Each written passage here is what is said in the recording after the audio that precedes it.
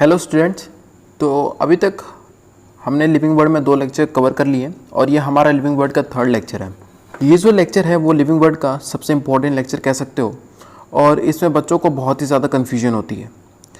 तो आप इस लेक्चर को अच्छे से सुनिएगा ताकि आपको कन्फ्यूजन ना हो और आप आसानी से, अगर आपका ये आज का लेक्चर हो गया अच्छे से तो आप समझ लो कि आपको लगभग एक लिविंग वर्ड आ गई है। तो शुरू करने से पहले मैं आप लोग को रिकैप करा देता हूँ। इसके पिछले वाले लेक्चर में हमने क्या क्या किया था। इसके पिछले लेक्चर में हमने नॉमेनक्लेचर सीखा था। नॉमेनक्लेचर आपका पता है क्यों हुआ था कि जैसे बताया गया था कि कई जगह दूसरे दूसरे नाम से बोला जाता था एक ही ऑर्गेनिज्म को। इससे बहुत ज़्यादा कन्फ्यूजन होती थी। तो साइंटिस्टों ने क्या किया कि उन्होंने खुद एक साइंटिफिक वे में नेमिंग की और उसे उन्होंने नॉमेनक्लेचर कहते हैं। उसके लिए कई रूल्स भी बताए गए थे और आपको रूल्स याद होने चाहिए। 3-4 रूल्स थे, जैसे कि जीनस और स्पेसिफिक एपिथेट अलग अलग होगा। जीनस का पहला लेटर कैपिटल होगा, स्पेसिफिक एपिथेट का पहला लेटर स्मॉल होगा और ये आपका जो लैंग्वेज और लैटिन ओरिजिन का होगा। और इनके लिखने के भी तरीके अलग अलग थे। जैसे कि अगर आप इसे खुद टाइप करते हो या खुद आप कॉपी में लिखते हो तो आप इसे बोल्ड में लिखोगे और उसे अंडरलाइन भी करोगे। लेकिन अगर आप इसे प्रिंट कराते हो तो इटैलिक्स में प्रिंट कराओगे और उसे अंडरलाइन करने की ज़रूरत नहीं है। अंडरलाइन इसलिए किया जाता है ताकि आप उसकी लैटिन ओरिजिन को शो कर सको। और मैंने ये भी बताया था कि किस साइंटिस्ट ने इसे डिस्कवर किया है, उसके बारे में भी आपको यहाँ पे लिखना पड़ेगा। तो जैसे हमने एक एग्जांपल लिया था मैंगो का, मैंगीफेरा इंडिका, जो कि एक साइंटिस्ट कैरलस लिनेस ने डिस्कवर किया था। और उनका नाम लिखने के लिए हम लोग क्या लिखते थे, लीन ऑफ ए डॉट। ये क्या होता है, एक आपका एब्रीविएट फॉर्म होता है। क्या होता है ये? आपका एक एब्रीविएट फॉर्म होता है। तो यहाँ तक हमारी बात हो गई थी और भी हमने कई सारी बातें की थी। आइडेंटिफिकेशन की बात कर ली थी, क्लासिफिकेशन की बात कर ली थी, कैरेक्टराइजेशन की बात कर ली थी, थोड़ी बहुत टैक्सोनॉमी की भी बात की थी। हमने ये देखा था कि जब तक आपकी ये 4 चीज़ें ना होंगी तब तक आपका टैक्सोनॉमी नहीं बन सकती है, क्योंकि टैक्सोनॉमी की यही सारी जड़ है। ठीक है, तो यहाँ तक हमारी बात हो गई थी। आज हम लोग स्टार्ट करेंगे टैक्सोनॉमी कैटेगरीज से।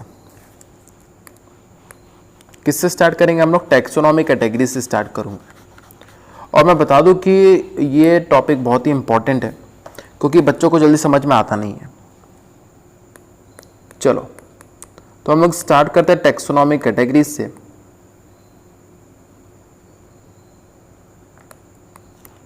देखो, ये जो टैक्सोनॉमी कैटेगरी होती है ना, सबसे पहले मैं आपको कुछ लाइन्स बताना चाहूँगा। टैक्सोनॉमी कैटेगरी की पहली लाइन है, classification is not a single step process but it involves a hierarchy of the process. इस लाइन का मतलब क्या है कि जो आप क्लासिफिकेशन करते हो ना, कोई एक सिंगल स्टेप प्रोसेस नहीं है कि आपने किया और तुरंत क्लासिफिकेशन हो गया। उसमें आपको कई सारे स्टेप्स करने पड़ते हैं, उसके बाद से आपका क्लासिफिकेशन होता है। और हर एक step, each step represent a rank और अ कैटेगरी। आप बाद में देखोगे कि आप हर एक स्टेप को रैंक और कैटेगरी देते हो। ठीक है, हर एक स्टेप को आप एक रैंक देते हो या उससे आप कह सकते हो कैटेगरी देते हैं। कैटेगरी से कुछ याद है आपका? टैक्सा। टैक्सा क्या था? साइंटिफिक था, साइंटिफिक टर्म था कैटेगरी का, जो कि साइंटिस्ट लोग टैक्सा बोलते हैं, हम लोग कैटेगरी बोलते हैं। ठीक है, तो क्या बोला मैंने? Classification is not a single step process but it involves a hierarchy of the steps in which each step represent a rank or a category। और इसी को हम लोग रैंक बोलते हैं, या तो टैक्सा बोल देंगे या तो हम लोग इसे टैक्सॉन बोल देंगे। ठीक है, और ये जितनी भी आपकी टैक्सोनॉमिक कैटेगरी है, जितनी भी आपकी टैक्सोनॉमिक कैटेगरी है, सपोज करो आपके यहाँ पे कई सारे टैक्सोनॉमिक कैटेगरी आ गई, तो जितनी भी आपकी टैक्सोनॉमिक कैटेगरी है ये मिलके आपका टैक्सोनॉमिक हायरार्की का फॉर्मेशन कर लेते हैं। किसका फॉर्मेशन कर लेते हैं? टैक्सोनॉमिक हायरार्की का फॉर्मेशन कर लेते हैं। अच्छा, मैं थोड़ा आपको फिर समझा देता हूं, पूरी लाइन में बोलूंगा। Classification is not a single step process, बिल्कुल सही बात है, आप तुरंत क्लासिफिकेशन नहीं कर सकते, लेकिन इसमें आपके कई सारे प्रोसेस आते हैं। इन विच ईच स्टेप, जितने भी स्टेप हैं वो आपका रिप्रेजेंट करते हैं एक रैंक को या कैटेगरी को, और ये जितनी भी कैटेगरी है ये सब मिलके एक टैक्सोनॉमिक हायरार्की का फॉर्मेशन करते हैं। किसका फॉर्मेशन करते हैं? टैक्सोनॉमिक हायरार्की का फॉर्मेशन करते हैं। चिंता मत करो, अभी ये जो भी अंदर मैंने टैक्सोनॉमिक कैटेगरीज है जिसको मैं गोला बना रहा हूँ, इनके बारे में हम लोग पढ़ेंगे, डिटेल में पढ़ेंगे, तो इनमें आपको चिंता करने की जरूरत नहीं कि ये कौन सी टैक्सोनॉमिक कैटेगरी है जो कि हर एक स्टेप की होती है, इनको हम लोग डिटेल में पढ़ेंगे। अच्छा, टैक्सोनॉमिक हायरार्की का मतलब क्या होता है? देखो, हायरार्की मतलब होता है कि कई सारी चीज़ों का एक साथ आपका रखना, सम्मेलन करके रखना, थोड़ा एक करेक्टेड वे में रखना। जैसे यहाँ पे जो है ये सब एक ऑर्डर में रखा जाता है, तो उस ऑर्डर में कई सारी चीज़ों को एकदम करेक्टेड वे में रखना और कई सारी चीज़ों को साथ में रखना, इसी हम लोग क्या कहते हैं? हायरार्की कहते हैं। ठीक है, इतनी बात समझ में आ गई। अच्छा, एक लाइन है जो कि बहुत ही इंपॉर्टेंट लाइन है नीट के हिसाब से, और ये लाइन आप लोग को हूबहू ऐसी रटी होनी चाहिए। ये लाइन एनसीईआरटी की लाइन है जिसमें बोला गया है टैक्सोनॉमिक कैटेगरीज, जितने भी आपके टैक्सोनॉमिक कैटेगरीज हैं, देखो टैक्सोनॉमिक कैटेगरीज में क्या आ जाएंगे आपका, अभी मैं उसका पूरा नेमिंग करा देता हूं। चलो मैं आपको पहले नेमिंग ही करा देता हूं। ये देख रहे हो ऊपर की तरफ किंगडम, फिर यहां पे आपका फाइलम, या आपका डिवीजन, यहां पे आपका क्लास, यहां पे आपका ऑर्डर, यहां पे आपका फैमिली, यहां पे आपका जीनस, और फिर एक उसके नीचे स्पीसीज। तो ये क्या है? आपकी पूरी की पूरी एक टैक्सोनॉमिक हायरार्की है, और ये उसमें एक ये पर्टिकुलर किंगडम की बात करोगे तो एक टैक्सोनॉमिक कैटेगरी है, एक पर्टिकुलर क्लास की बात करोगे तो टैक्सोनॉमिक कैटेगरी है। तो यहाँ पे किसी भी एक की बात करोगे तो आपकी क्या होती है? वो एक टैक्सोनॉमिक कैटेगरीज हो जाती हैं, और इन सबको मिला के आप बोलोगे तो क्या बोलोगे? टैक्सोनॉमिक हायरार्की बोलोगे। इतना समझ में आया? चलो, तो मैंने क्या बोला कि एक बहुत ही इंपॉर्टेंट लाइन लिखी है एनसीईआरटी में कि टैक्सोनॉमिक कैटेगरीज, जितनी भी टैक्सोनॉमिक कैटेगरीज हैं, आर बायोलॉजिकल एंटिटीज। क्या है ये? आपकी बायोलॉजिकल एंटिटीज हैं, and not merely morphological aggregates. तो देखो यार, ये जो लाइन लिखी है आपकी, लिखी है taxonomic categories are not biological, sorry, taxonomic categories are the biological entities and not merely morphological aggregates. ये लाइन बच्चों को बहुत ही ज़्यादा कंफ्यूज करती है, स्पेशली इसकी इंग्लिश बहुत ही ज़्यादा कंफ्यूज कर रही होगी। तो देखो, इस लाइन का मतलब बहुत ही सिंपल है। सबसे पहले हम लोग समझते हैं एंटिटीज का मतलब क्या होता है। एंटिटीज मतलब कोई, हाँ, कोई वो चीज़ है, वो हम देख सकते हैं, हाँ वो चीज़ है, मतलब कुछ ना कुछ है। अब बायोलॉजिकल मतलब आप समझ गए, कोई एक लिविंग चीज़ है। ठीक है, कोई एक लिविंग चीज़ है। और मेरली मॉर्फोलॉजिकल एग्रीगेट्स का मतलब कई सारे मॉर्फोलॉजी के बेसिस पर, कई सारे, एग्रीगेट का मतलब होता है इकट्ठा, यानी कि कई सारे मॉर्फोलॉजिकल बेसिस पर हम नहीं कर सकते। मॉर्फोलॉजी मतलब उसको देखकर, बाहर से देखकर हम लोग किसी को नहीं पहचान सकते। इस पूरी लाइन का मतलब मैं आपको समझाता हूं। देखो क्या लिखा है, taxonomic categories are biological entities and not merely morphological aggregates. इस लाइन का मतलब सीधा सीधा ये है कि सपोज करो अगर कोई आपका जानवर है, अगर आपको उसको किसी कैटेगरी में रखना है तो आप उसे देखकर किसी कैटेगरी में नहीं रख सकते, आपको उसकी कैरेक्टरिस्टिक को भी देखना पड़ेगा। अगर कोई इंसेक्ट की बात कर रहे हो तो ऐसा ही नहीं कि अगर उसमें 3 पेयर जॉइंटेड लेग्स हो गए तो वो हमेशा इंसेक्ट ही होगा, उसके कैरेक्टरिस्टिक्स को भी आपको देखना पड़ेगा। ये होती है आपके टैक्सोनॉमिक कैटेगरी की तरह रखना। समझ में आया? इस लाइन का मतलब यही है कि आप बस उसकी मॉर्फोलॉजी के बेसिस पर आप उसे किसी भी कैटेगरी में डिफाइन नहीं कर सकते, आपको उसकी कैरेक्टरिस्टिक को भी देखना पड़ेगा, उसे समझना पड़ेगा, तब उसके बाद से आप उसे किसी टैक्सोनॉमिक कैटेगरी में रख पाओगे, किसी से एक टैक्सोनॉमिक कैटेगरीज में। ठीक है, चलो अब हम लोग आगे चलते हैं। तो ये जो आपके टेक्सोनॉमी कैटेगरीज होती है ना, इनकी वजह से आपके कई सारी चीज़ें बन गई। जैसे जैसे आपका किंगडम बन गया, आपका किंगडम बन गया था, और आपके फाइलम बन गया, आपकी स्पीसीज बन गई, और भी कई सारे आपकी टेक्सोनॉमी कैटेगरीज बनती गई जैसे जैसे हम लोग और अच्छे से पहचानते गए। तो सबसे पहला आपका सवाल यह आ सकता है कि इतने सारी चीज़ हो गए, किंगडम हो गया, फाइलम हो गया, डिवीजन हो गया, क्लास हो गया, ऑर्डर हो गया, फैमिली हो गया, फिर जीनस आ जाता है, फिर स्पीसीज आ जाता है। तो ये जितनी चीज़ें आपने बोली हैं, हम इनको कैसे मतलब पहचाने कि किसको किस में रखा जाए और कैसे रखा जाए, इसकी प्रक्रिया क्या होगी, सबसे पहले वो समझते हैं। तो इसकी सबसे पहले अगर आप इनको रखना चाहते हो, किसी एक सही कैटेगरी में किसी भी ऑर्गेनिज्म को रखना चाहते हो, तो बेसिक रिक्वायरमेंट ये है कि कम से कम आप उस ऑर्गेनिज्म के कैरेक्टर के बारे में पहचानो। जब तक आप उस ऑर्गेनिज्म के कैरेक्टर्स के बारे में नहीं पहचानोगे, तब तक आप उसे सही कैटेगरी में नहीं रख पाओगे। एक बहुत ही इंपॉर्टेंट लाइन है ये, और एकदम एनसीईआरटी में लाइन दे रखी है, और ये एक बार नीट में आ भी चुका है। The basic requirement is the knowledge of the characters of an individuals और the group of an organism. क्या लाइन बोला मैंने? द बेसिक रिक्वायरमेंट क्या है आपकी, कि उस ऑर्गेनिज्म के बारे में या उस पूरे ग्रुप ऑफ ऑर्गेनिज्म के बारे में आप अच्छे से कैरेक्टर्स उनके पहचानो। उसके बाद से ही आप उन्हें क्लासीफाई कर पाओगे कि हाँ, इन्हें इस कैटेगरी में रखना है, इन्हें किंगडम में रखना है, इन्हें फाइलम में रखना चाहिए, इन्हें स्पीसीज में रखना चाहिए। और इसमें जो आपकी सबसे छोटी यूनिट होती है वो क्या होती है? स्पीसीज होती है। इसे हम लोग कहते हैं बेसिक यूनिट ऑफ क्लासिफिकेशन। क्या कहते हैं इसे? बेसिक यूनिट ऑफ क्लासिफिकेशन कहते हैं। तो चलो हम लोग स्पीसीज से शुरू करते हैं। तो सबसे छोटी यूनिट है आपकी स्पीसीज। क्या है आपकी सबसे छोटी यूनिट है, जिसको हम लोग क्या कहते हैं? Basic unit of the classification. Basic unit है आपकी ये क्लासिफिकेशन की। इतनी तो हमने बातें कर ली थी। अगर आपको स्पीसीज में किसी भी ऑर्गेनिज्म को रखना है तो सबसे छोटा, उसके लिए आपको क्या करना पड़ेगा? मॉर्फोलॉजिकल डिफरेंस देखना पड़ेगा। आप उनके मॉर्फोलॉजी के बेसिस पर आप उन्हें अलग अलग स्पीसीज में रखोगे।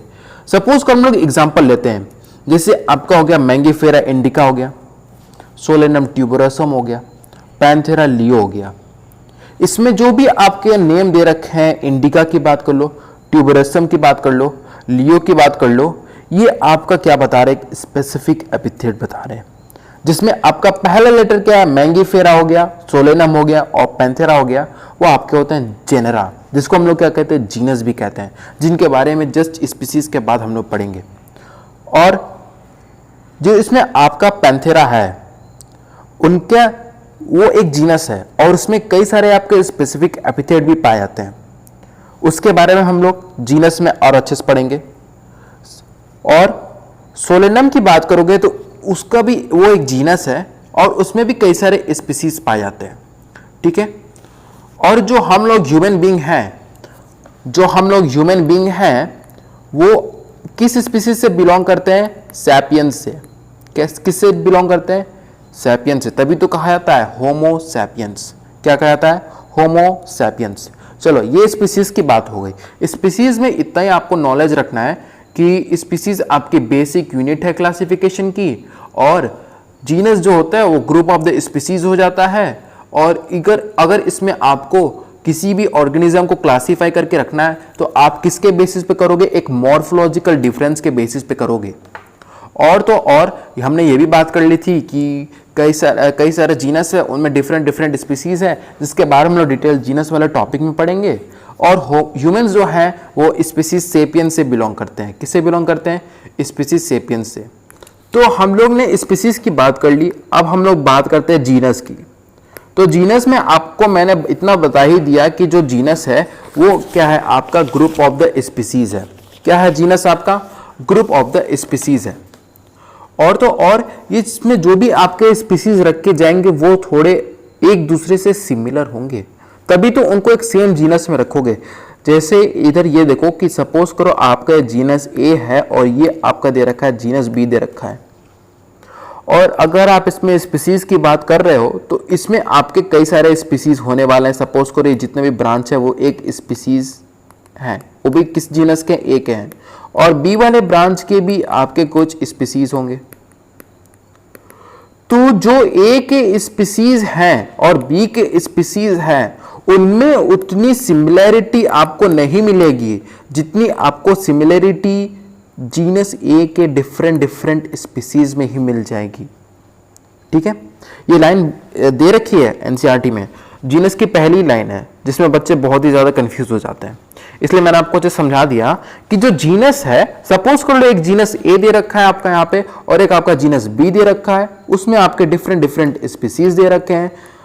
और अगर आप इन दो जीनस की स्पीसीज को कंपेयर करोगे तो इनके कैरेक्टर्स उतने नहीं मिलेंगे जितने आपके उस सेम जीनस के स्पीसीज से मिल जाएंगे। अरे जब उनके कैरेक्टर ही नहीं मिलते तभी तो उन्हें अलग अलग जीनस में रखा गया है, ये भी सोचने वाली बात है। चलो, अब हम लोगों ने बोला था कि आपको कई सारे जीनस हैं जिनके आपके डिफरेंट स्पीसीज देखने को मिलेंगे। जैसे हम लोग बात करते हैं, आप सबसे पहले हम लोग बात करते हैं आपका एनिमल में बात कर लेते हैं। तो यार एनिमल में हमारी एनसीईआरटी जो है वो कैट फैमिली के बारे में बताया है और पैंथेरा। तो ये जो आपका पैंथेरा है, पैंथेरा, ये देखो ये है आपका जीनस। क्या ये आपका जीनस? और इससे आपको कुछ साइंटिफिक नेम देखने को मिलेंगे, जैसे आपका पैंथेरा टिग्रिस, फिर क्या हो गया पैंथेरा लियो, फिर क्या हो गया आपका पैंथेरा पैराडस हो गया। ठीक है, टिग्रिस की बात करोगे, पैंथेरा टिग्रिस तो ये टाइगर होता है, और पैंथेरा लियो की बात करोगे तो लॉयन होता है, और पैंथेरा पैराडस की बात करोगे तो लियोपार्ड होता है। ये तो हो गया आपकी एनिमल की कैटेगरी दे रखी है एनसीईआरटी में, जिसमें आपको कैट फैमिली के बारे में बताया। और ये आपका क्या पैंथेरा जीनस हो गया आपका, उसमें आपके स्पेसिफिक एपिथेट टिग्रिस, लियो और पैराडस हो गया। और ये जो टिग्रिस है वो टाइगर होता है, और जो लियो है पैंथेरा लियो लॉयन होता है, और पैंथेरा पैराडस की बात करोगे तो लियोपार्ड होता है। ठीक है, तो ये थे आपके एनिमल की कैटेगरी। अब चलो थोड़ी प्लांट की भी बात कर लेते हैं।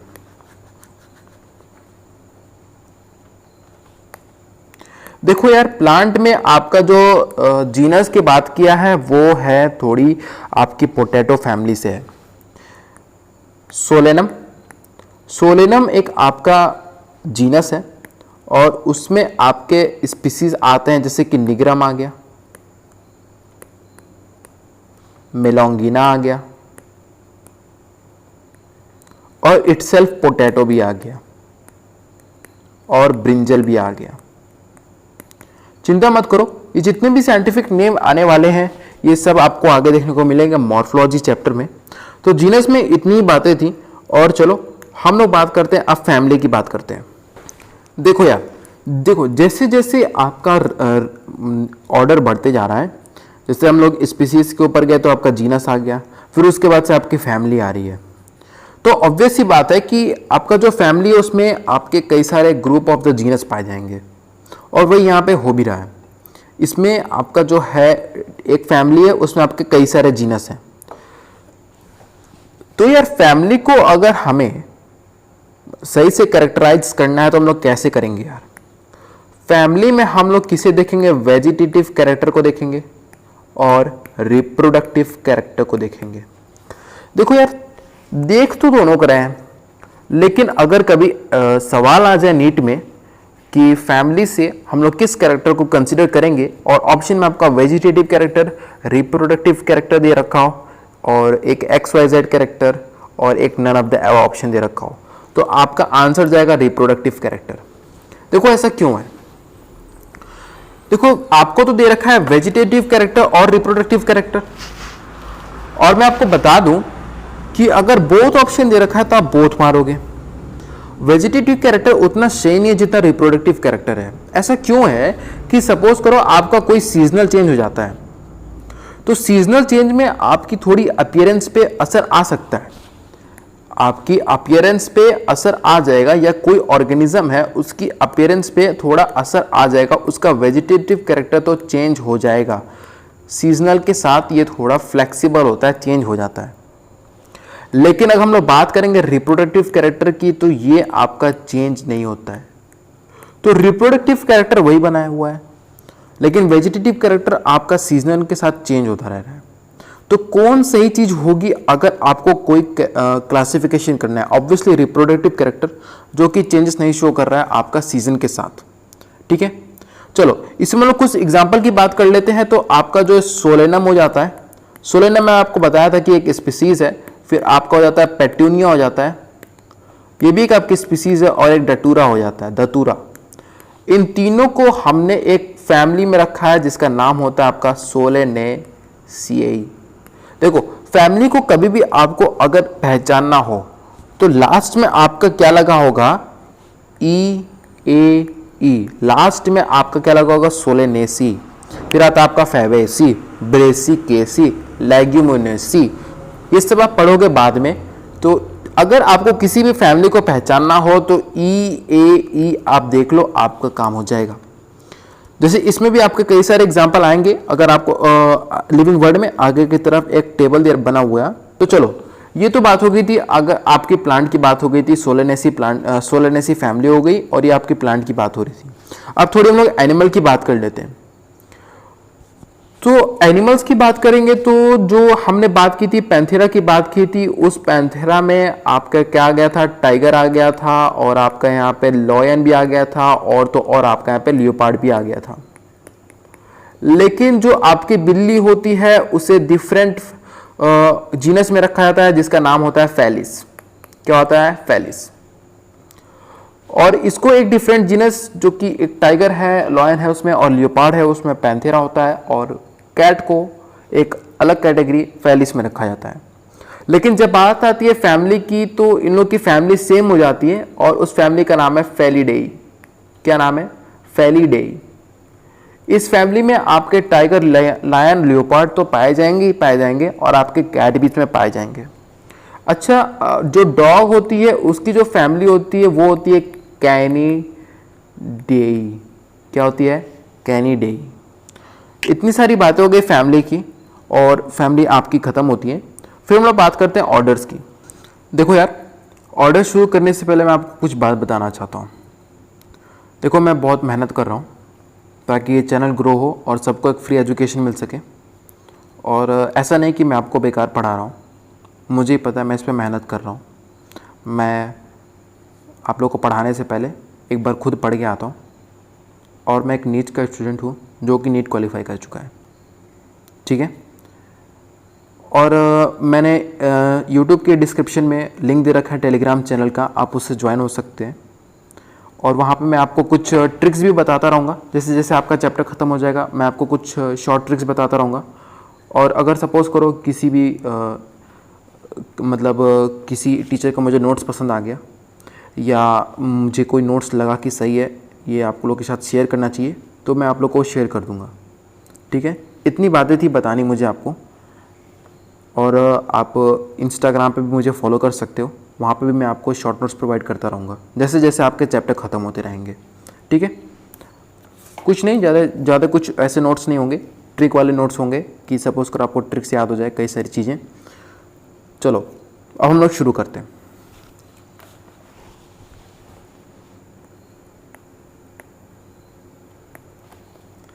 तो हम लोग शुरू करते हैं ऑर्डर से। देखो, हम लोगों ने बात कर ली थी, स्पीसीज की बात कर ली है, फिर उसके बाद हम लोगों ने बात कर ली जीनस की बात कर ली है, फिर उसके बाद हम लोगों ने बात कर ली फैमिली की बात कर ली है, और उसके बाद हम लोग बात करेंगे ऑर्डर्स की। देखो, ऑर्डर में देखो आप खुद समझ रहे हो, स्पीसीज सबसे छोटी यूनिट थी, फिर जीनस में कई सारे स्पीसीज आ गए, फिर उसके बाद आपका क्या आया था? फैमिली आया था, फिर फैमिली में आपके कई सारे जीनस आ गए थे, अब ये आपका ऑर्डर आ गया है। तो ऑर्डर में आपके कई सारी फैमिली आ जाती हैं। क्या बोला मैंने? ऑर्डर में आपकी कई सारी फैमिली आ जाती हैं। और हमने ये भी सीखा था, स्पीसीज में अगर आपको क्लासिफाई करना है तो मॉर्फोलॉजिकल डिफरेंस देखो। जीनस में आपके कई सारे स्पीसीज आ जाते हैं।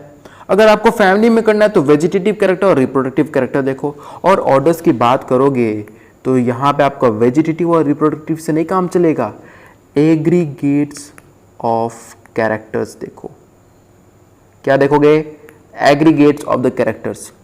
एग्रीगेट का मतलब होता है बहुत सारे कैरेक्टर्स।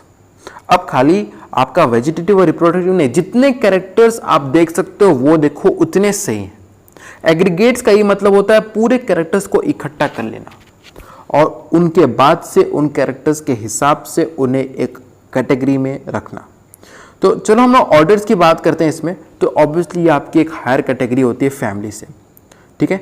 और जैसे जैसे आप ऊपर की तरफ जाओगे तो आपका क्या हो रहा है, सिमिलर कैरेक्टर कम हो रहे हैं। क्या हो रहे हैं? आपके सिमिलर कैरेक्टर्स कम होते जा रहे हैं। कैसे हो रहे हैं?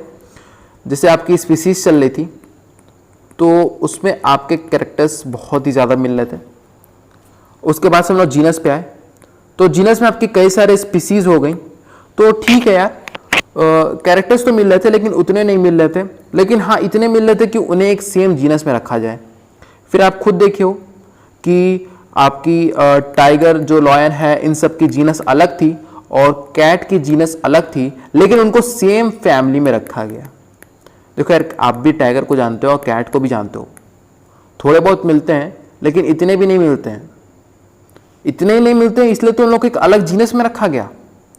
लेकिन जब उनसे थोड़ी एक बड़ी यूनिट की बात हुई तो उनको एक सेम फैमिली में रखा गया। इससे समझ में क्या आ रहा है कि जैसे जैसे आप इंक्रीजिंग ऑर्डर में बढ़ रहे हो, ये जो भी पढ़ रहे हैं इंक्रीजिंग ऑर्डर में पढ़ रहे हैं, वैसे वैसे आपके जितने भी सिमिलर कैरेक्टर हैं वो कम होए जा रहे हैं। ये बहुत ही इंपॉर्टेंट लाइन है कि जैसे जैसे आप ऊपर की तरफ एक इंक्रीजिंग ऑर्डर में बढ़ रहे हो तो आपके सिमिलर कैरेक्टर क्या हो रहे हैं, कम हो जा रहे हैं। ये नीति में आ चुकी है लाइन, ठीक है। वैसे वैसे आपका क्या हो रहा है, सिमिलर कैरेक्टर्स कम हो जा रहे हैं। कुछ हम एग्जांपल्स की आप बात करते हैं, जैसे आपका कॉन्वो वॉल्वुले सीए, और बात कर लोगे आप सोलेने सीए की बात कर लोगे तो इनको हम लोग एक ऑर्डर में रखते हैं। उस ऑर्डर का नाम है पॉलीमोनियल्स। क्या नाम हो गया उस ऑर्डर का? पॉलीमोनियल्स। क्या बोला मैंने? एक कॉन्वोवुलेंट से एक फैमिली है और एक सोलेनेसी एक फैमिली है, उनको एक ऑर्डर रखा जाता है, पॉलीमोनियल्स में रखा जाता है। और किसके बेसिस पर रखा गया है? तो इनके फ्लोरल कैरेक्टर के बेसिस पे रखा गया है। किसके बेसिस पे रखा गया है? Floral character. अभी फ्लोरल कैरेक्टर क्या होता है? देखो, फ्लोरल कैरेक्टर मतलब उनके फ्लावर के कैरेक्टर के बेसिस पर। अभी सोचोगे फ्लावर का कैरेक्टर क्या होता है यार? फ्लावर के कैरेक्टर की बात करोगे तो कितने उसमें वर्ल्स होते हैं। वर्ल्स की बात करोगे तो कैलिक्स कितने होते हैं, कोरोला कितने होते हैं, एंड्रोशियम कितने, उसमें गाइनोशियम कितने हैं, और भी इसमें कई सारी चीज़ें होती हैं। जैसे फ्री हैं कि अगर आपके फ्री हैं कि वो आपके पूरे एक साथ चिपके हुए हैं, एसोसिएटेड हैं, और भी कई सारी चीज़ें होती हैं। इनसाइड है, आपका जो ओवरी है सुपीरियर है, इन्फीरियर है। तो ये सारी चीज़ें आप पढ़ोगे, मॉर्फोलॉजी पढ़ोगे। अभी यहाँ जान लो कि उनके फ्लावर के कैरेक्टर के बेसिस पर क्लासीफाई किया जाता है किसको? कॉन्वोवुलेंसी को, सोलेनेसी को, और उनको एक सेम ऑर्डर पॉलीमोनियल्स में रखा गया। किस में रखा गया? पॉलीमोनियल्स में रखा गया। और हमने ये पढ़ा था, आपका एक एनिमल्स की बात कर रहे हैं हम लोग की ऑर्डर कार्निवोरा की हम लोग बात करेंगे। इस ऑर्डर कार्निवोरा में आपके फैमिलीज आते हैं, जैसे कि फैलिडेई आ गया और आ गया आपका कैनिडेई आ गया, ठीक है। इनकी बात हो गई। एक ऑर्डर कार्निवोरा है और वो किस फैमिली के हैं? फैलिडेई फैमिली और कैनिडेई फैमिली उस ऑर्डर कार्निवोरा में आते हैं। देखो, अब आपको खुद पता चल रहा है कि सिमिलर कैरेक्टर कम हो रहे हैं। फैलिडेई में आपका क्या आ गया था? कैट फैमिली आ गई थी, और कैनिडेई में आपकी डॉग फैमिली आ गई थी, और इनको अब एक सेम ऑर्डर कार्निवोरा में रख दिया गया है। देख रहे हो, जैसे जैसे ऊपर जा रहे हो इनकी सिमिलरिटीज कम होती जा रही हैं। आपको खुद अब पता चल रहा होगा, क्योंकि कैट और बिल्ली कैट और डॉग इतने सिमिलर आपको नहीं दिखते हैं, लेकिन उनको अब एक सेम ऑर्डर में रखा गया। तो ऑब्वियसली अब जितना ऊपर बढ़ोगे आपको उतनी ही इसमें अब कॉमन कैरेक्टर्स कम दिखेंगे। तो इसके बाद से एक नेक्स्ट हायर कैटेगरी होती है जिसका नाम है क्लास। क्लास क्या होता है? आपका क्लास एक ग्रुप ऑफ ऑर्डर होता है। क्या होता है? क्लास आपका क्या होता है? ग्रुप ऑफ द ऑर्डर्स होता है। और जैसे कि कुछ ऑर्डर्स होते हैं, जैसे कि आपका प्रिमाटा, और ये जो आपका प्रिमाटा है इसमें आपके क्या होते हैं? मंकी पाए जाते हैं, गोरिल्ला पाए जाते हैं, और क्या पाए जाते हैं? गिब्बन पाए जाते हैं। क्या पाए जाते हैं आपके? एक ऑर्डर है प्रिमाटा जिसमें आपके मंकी पाए जाते हैं, गोरिल्ला पाए जाते हैं, गिब्बन पाए जाते हैं, और इनको एक क्लास में रखा गया है और उस क्लास का नाम है मैमिलिया। क्या है उस क्लास का नाम? मैमिलिया। ठीक है। और इसी क्लास में ये जो आपकी क्लास दे रखी है, इसी में एक और ऑर्डर पाया जाता है जिसका नाम है ऑर्डर कार्निवोरा। अभी आपको मैंने ऑर्डर कार्निवोरा के बारे में बताया है, जिसमें आपका टाइगर आ गया, कैट आ गया, डॉग आ गया, लायन आ गया, लियोपार्ड आ गया। ठीक है। देखो समझ में आया? एक क्लास है मैमिलिया और उसमें आपके दो ऑर्डर के बारे में बताया गया एग्जाम्पल एनसीईआरटी में। एक ऑर्डर है आपका कार्निवोरा और एक ऑर्डर है आपका प्रिमाटा। और इस ऑर्डर प्रिमाटा के अंदर आपका मंकी आ गया, गोरिल्ला आ गया और गिब्बन आ गया। और कार्निवोरा में हमने बात की थी कि आपका कैट आ गया, डॉग आ गया, और क्या आ गया? आपका लियोपार्ड आ गया। ठीक है। कैट आ गया, डॉग आ गया, लियोपार्ड आ गया। एक बार फिर मैं समझा देता हूं।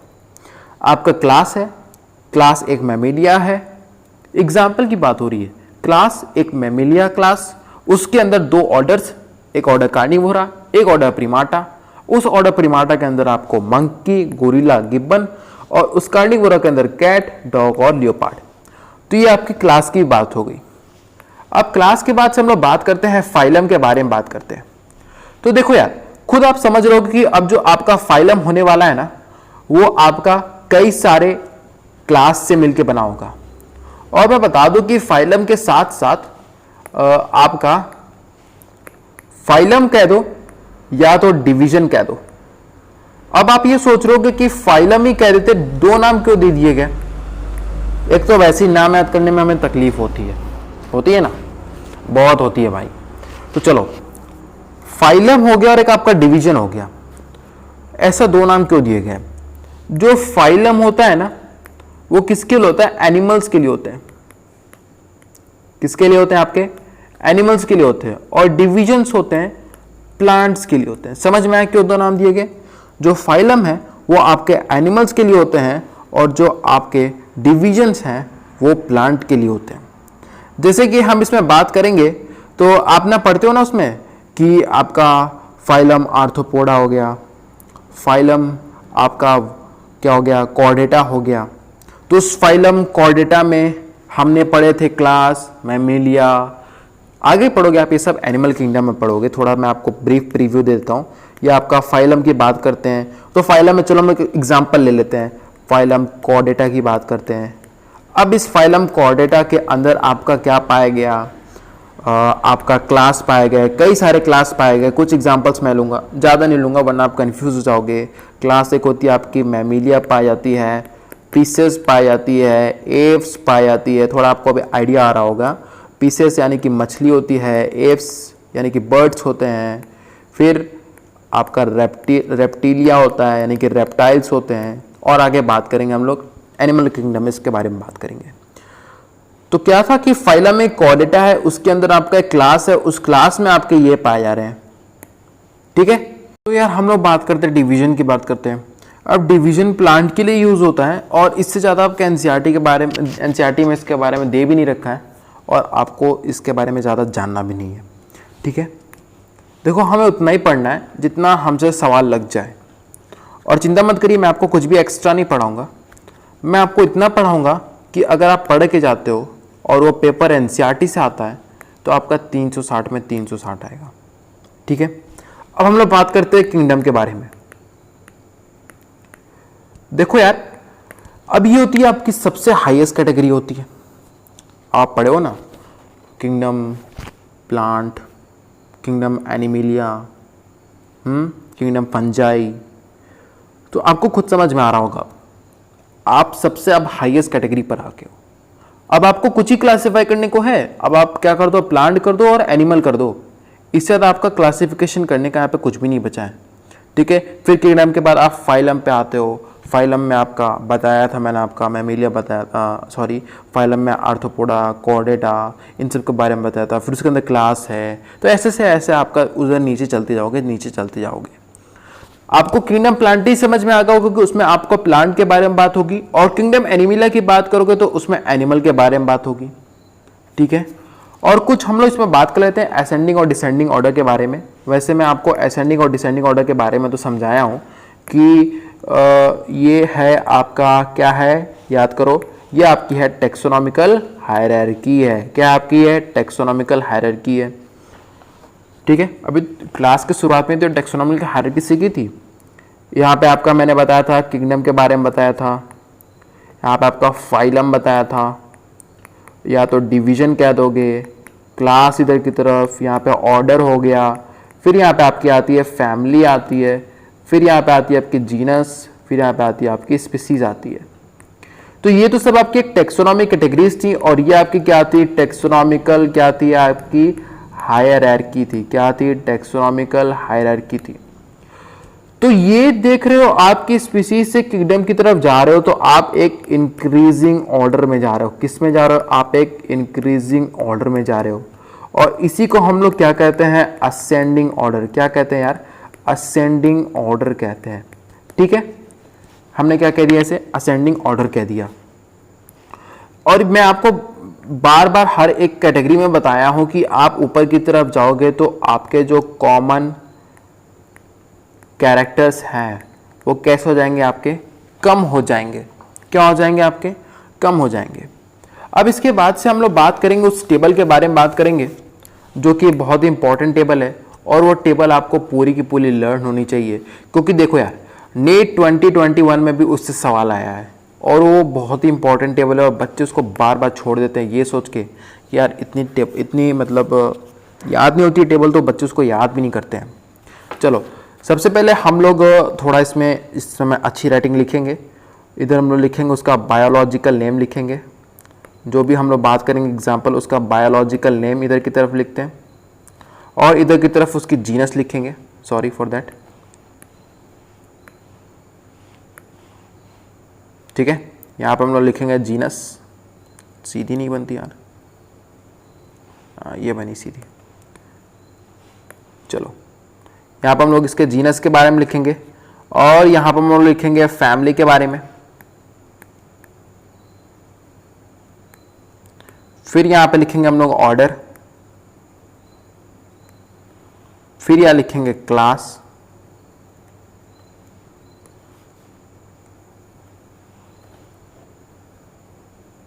चलो इसको थोड़ा छोटा कर लेते हैं, और यहां पे लिखेंगे हम लोग फाइलम।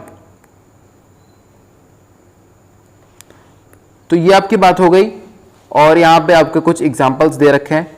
सबसे पहला एग्जांपल है आपका मैन। मैंने आपको बताया था मैन का जो बायोलॉजिकल नेम होता है वो क्या होता है आपका? होमो सेपियंस। क्या होता है आपका? ये होमो सेपियंस।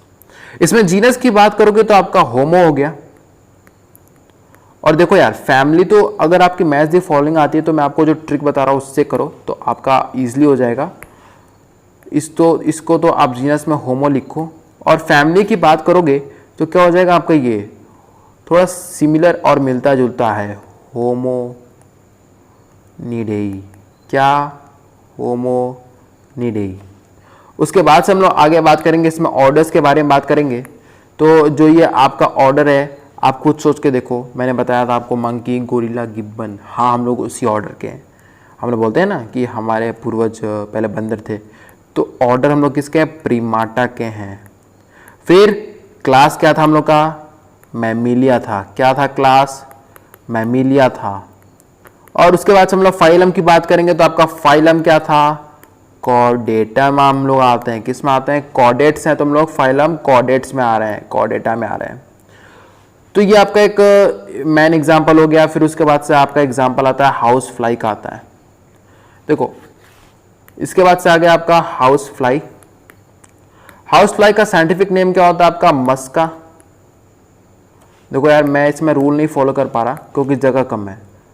मस्का, लेकिन आप लोग रूल फॉलो करोगे साइंटिफिक नेम जब लिखोगे तो लिखोगे बोल्ड में मस्का डोमेस्टिका, और अगर आप लोग लिख रहे हो तो क्या करोगे, अंडरलाइन करोगे। अगर प्रिंट है तो कैसा होगा, इटैलिक्स होगा। और जीनस की बात करोगे तो क्या हो जाएगा, इधर की तरफ मस्का हो जाएगा, और थोड़ा सा सिमिलर आपकी, सॉरी ये आपका अंडरलाइन नहीं है, और ये जो आपकी फैमिली हो जाएगी मस्कुडेई, मस्सीडेई, क्या, मस्सीडेई। फिर उसके बाद से ऑर्डर की बात करोगे तो इसका ऑर्डर क्या होता है आपका, डिप्टेरा। क्या ऑर्डर बोल दिया मैंने आपका, डिप्टेरा। और ये किस क्लास से आपका बिलोंग करता है, इंसेक्टा। किस क्लास का ये आपका, इंसेक्टा।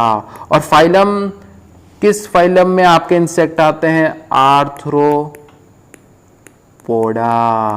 आर्थ्रोपोडा। चलो ये बात हो गई। हम लोग बात करते हैं मैंगो के बारे में बात करते। देखो मैंगो तो हम लोग का फेवरेट हो गया है, देखो खाने में भी फेवरेट है, और इसी से हम लोग साइंटिफिक नेम की बात करते हैं। चलो तो मैंगो में आपका आता है मैंगीफेरा इंडिका। क्या, मैंगीफेरा इंडिका, जिसमें आपका मैंगीफेरा इंडिका क्या होता है, अंडरलाइन कर दो इसे क्योंकि आप खुद लिख रहे हो। उसके बाद से जीनस की बात करोगे तो क्या हो जाएगा आपका यहाँ पे, मैंगीफेरा। फिर फैमिली की बात करोगे तो ये तो आपको रटना ही पड़ेगा यार, एनाकार्डियेसिएई। क्या, एनाकार्डियेसिएई। ऑर्डर्स की बात करोगे तो आपका क्या हो जाएगा, सैपिंडल्स हो जाएगा। और ये आपका डाइकोटिलिडन प्लांट है, तो इसको हम लोग किस क्लास में रखते हैं, डाइकोटिलिडेनी, ठीक है।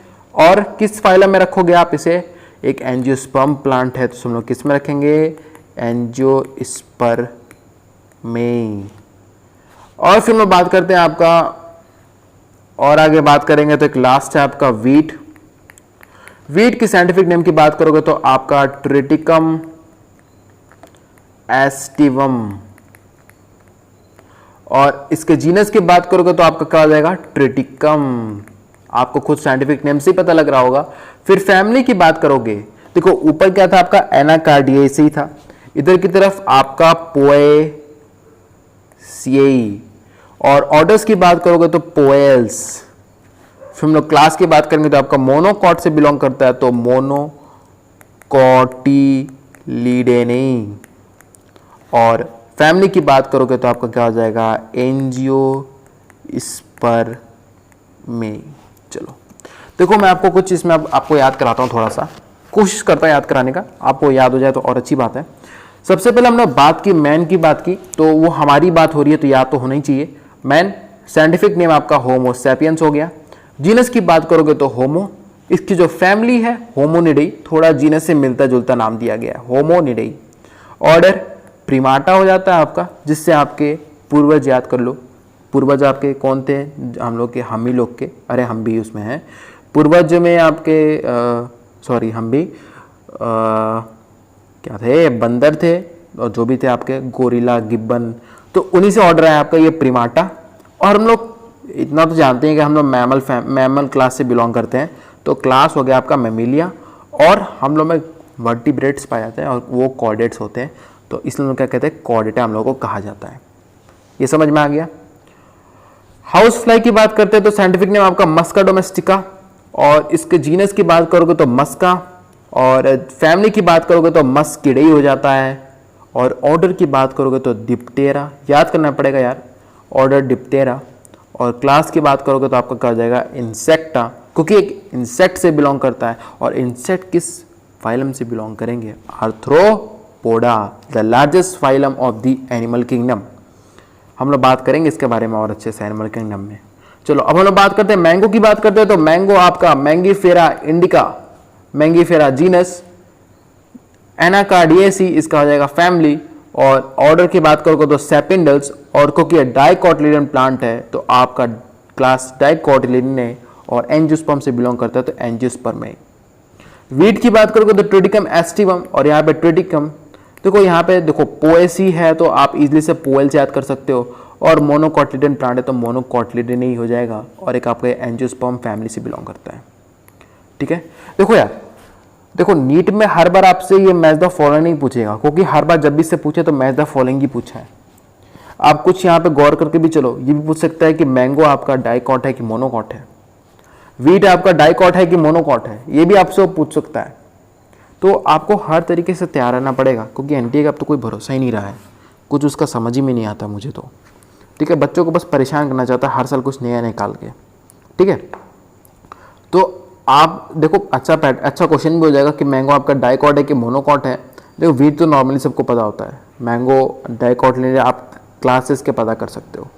ठीक है, तो चलो आज की क्लास हम लोग यहीं ख़त्म करते हैं, और जो नेक्स्ट लेक्चर होगा लेक्चर नंबर 4 वो लिविंग वर्ड का लास्ट लेक्चर होगा, और हम लोग की स्पीड भी सही चल रही है। ठीक है, और उस लेक्चर में हम लोग टेक्सोनॉमिकल एड्स के बारे में पढ़ेंगे।